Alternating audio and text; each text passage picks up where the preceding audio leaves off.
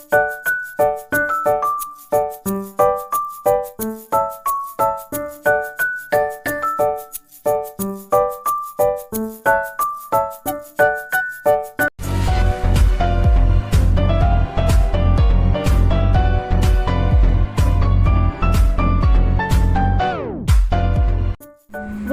to my kusina. Magluluto tayo ngayon ng spaghetti. So, ang mga kailangan natin ay spaghetti noodles, tomato sauce, giniling na karne ng baboy, and garlic panggisa, at saka yung pampasarap natin na cheese. Ito po yung pinaka-special sa lahat ng spaghetti natin para masarap, malinamnam. So, ipapakulo na natin yung ating spaghetti noodles. So, nagpainit po tayo ng tubig and then inilagay na natin yung ating spaghetti noodles. Lulutuin po natin siya ng 15 minutes hanggang siya ay ready na at alisin natin yung tubig. And then, we're going to cook the spaghetti noodles.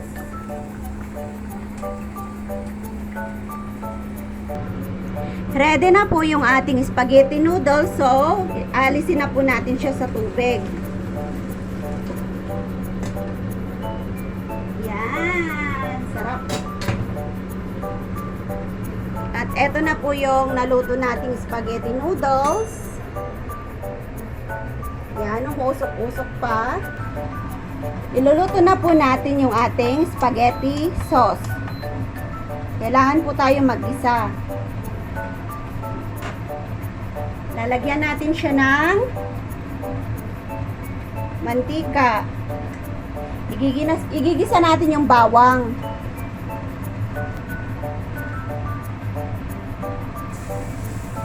Nagisa po tayo ng bawang until golden brown. Tapos ilagay po natin yung giniling na karne ng baboy. Yun po yung isasahog natin. Hintayin po natin mag golden brown. Yan, medyo brown na siya. So, ilalagay na natin yung sahog.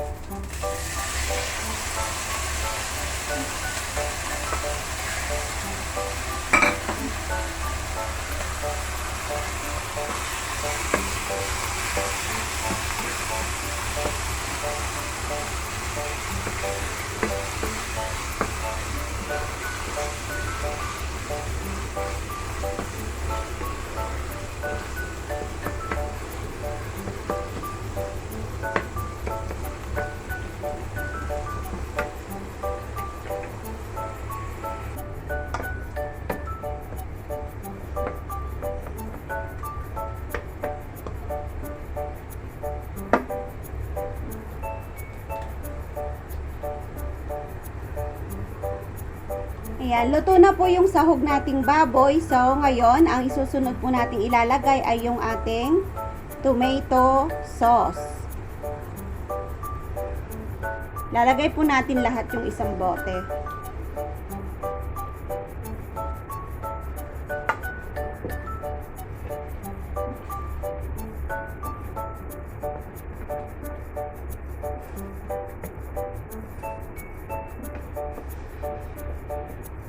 Hintayin lang po natin kumulo. Tapos ilalagay na natin yung ating spaghetti noodles. Ganun lang po kadali magluto ng spaghetti. So, wag na po natin pahirapan yung sarili natin na magluto ng spaghetti kasi madali lang po.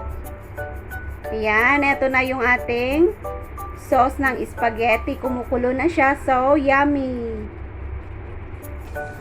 Takpan po natin sandali at pakuluin natin ng mga 5 minutes.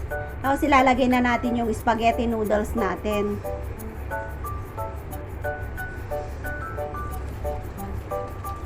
Yan, pwede nating ilagay yung spaghetti noodles. Sarap.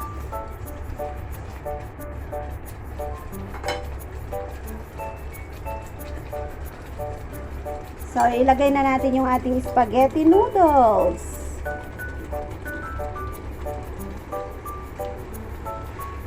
Yan. Yan. Sarap naman ng spaghetti natin. Ganyan lang po kadali magluto ng spaghetti.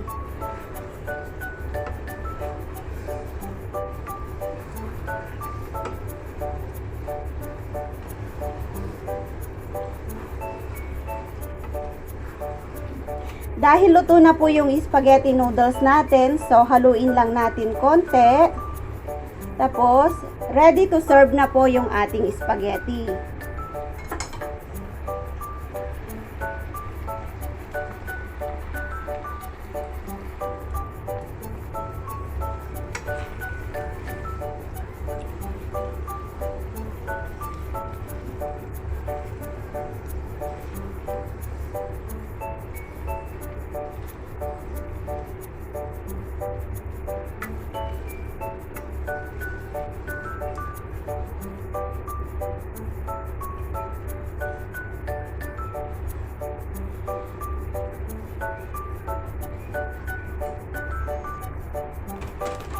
Ang pinaka-finished product po natin ay yung paglalagay natin ng cheese. So, lalagyan natin siya on top. And we going to serve. Sarap.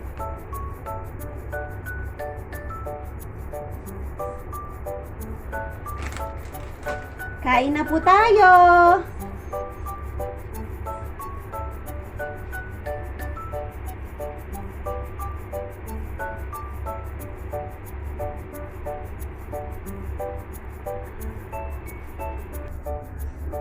Kain na po tayo. So, mag-serve na po tayo ng ating spaghetti.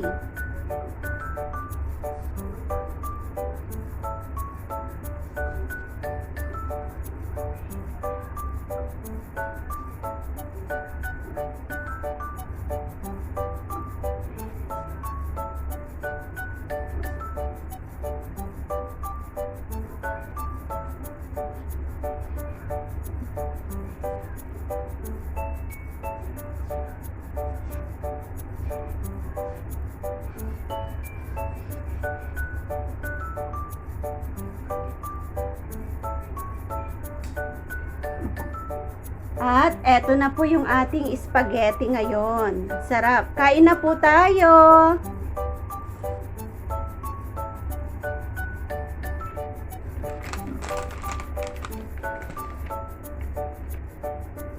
Lagyan natin ng cheese on top. O, diba? Ang sarap-sarap po ng luto ko. A simple spaghetti. Madali lang po siyang lutuin.